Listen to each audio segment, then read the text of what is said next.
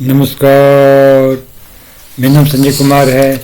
मैं एक कवि, कहानीकार, उपन्यासकार और चित्रकार हूँ।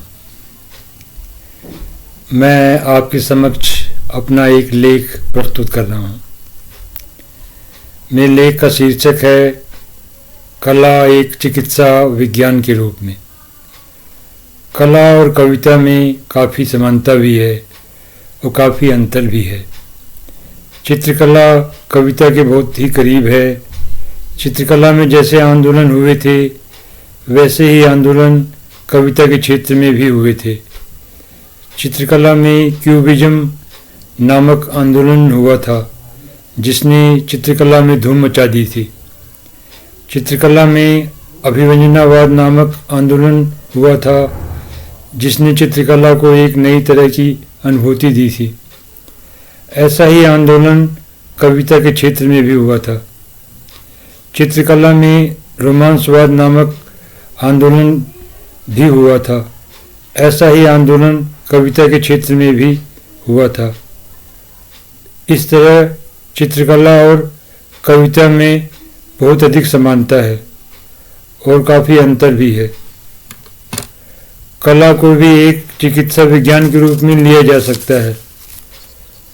जैसे कविता मानसिक स्वास्थ्य के लिए बहुत उपयोगी होती है, वैसे ही चित्रकला और मूर्तिकला भी मानसिक स्वास्थ्य के लिए बहुत उपयोगी हो सकती है।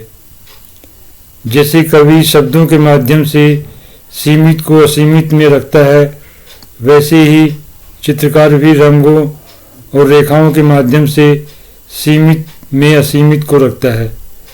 जैसे कवि मनुष्य की चेतना का विकास करता है, वैसे ही चित्रकार भी मनुष्य की चेतना का विकास करता है।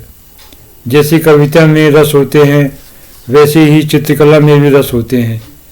जैसे कविता में हर रस का अपना एक अलग महत्व होता है, वैसे ही चित्रकला में भी हर रस का अलग महत्व होता है।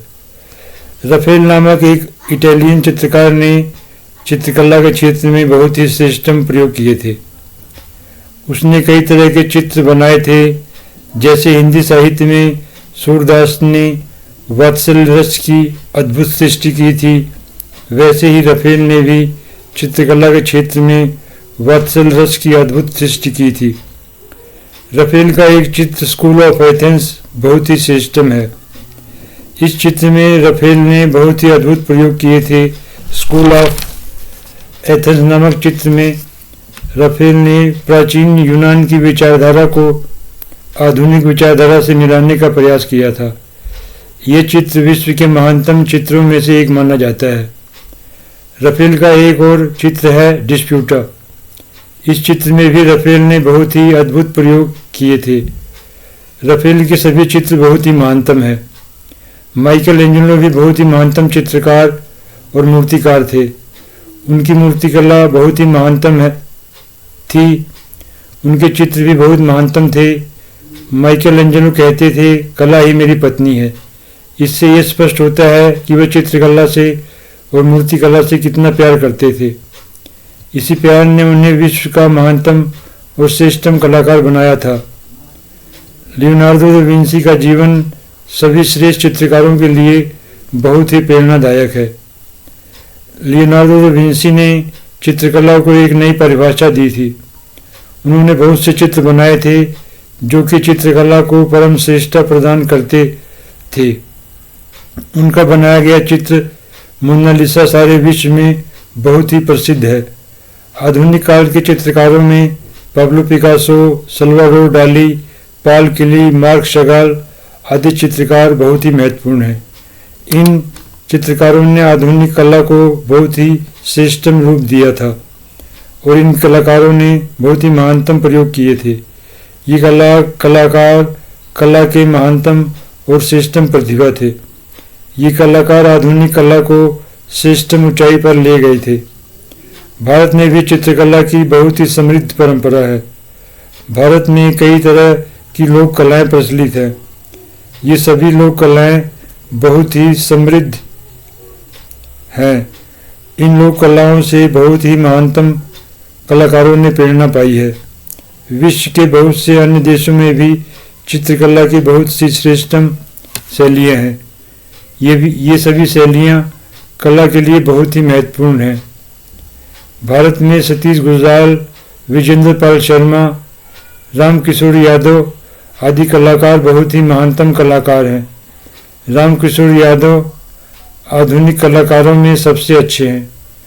रामकिशोर यादव ने बहुत ही अद्भुत प्रयोग चित्रकला के क्षेत्र में किए हैं।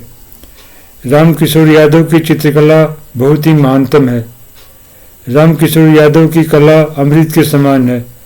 रामकिशोर यादव की कला बसंत के फूलों की तरह है। चित्रकला को भी एक चिकित्सा विज्ञान के रूप में लिया जा सकता है। चित्रकला को एक ऐसी चिकित्सा विज्ञान के रूप में प्रस्तुत किया जा सकता है जो कि मनुष्य के लिए बहुत ही उपयोगी हो सकती है। भारत में बहुत कम लोग चित्रकला में रुचि रखते हैं। वैसे तो भारत के लोग बहुत ही कला प्रेमी हैं, पर परम निर्धनता और परम अज्ञानता के कारण भारत के लोग कला के प्रति अपनी रुचि ठीक ढंग से नहीं प्रकट कर रहे थे। पर कुछ दिनों बाद जब भारत एक विकसित देश बन जाएगा तो सारी परिस्थितियां पूरी तरह से बदल जाएंगी। शीघ्र ही भारत कला के विकास में बहुत ही महत्वपूर्ण भूमिका निभा सकता है। इस तरह चित्रकला एक बहुत ही श्रेष्ठतम चिकित्सा विज्ञान हो सकती है। इस पर विश्व में बहुत जगह पर बहुत से अनुसंधान हो रहे हैं। ज़्यादातर अनुसंधान विकसित देशों में हो रहे हैं। हमारे देश में कला के जो चिकित्सा विज्ञान का पक्ष है उस पर बिल्कुल भी अनुसंधान नहीं हो रहे हैं। हो सकता है आने वाले समय में इस क्षेत्र में और अनुसंधान हो। मेरी वीडियो को देखने के लिए आपका बहुत बहुत धन्यवाद। अगर आपको मेरा ये वीडियो पसंद आया हो, कृपया मेरे चैनल को सब्सक्राइब कर लें और इसे लाइक भी कर दें और बेल आइकन भी जरूर दबा दें। नमस्कार। वंदे मातरम। भारत माता की जय।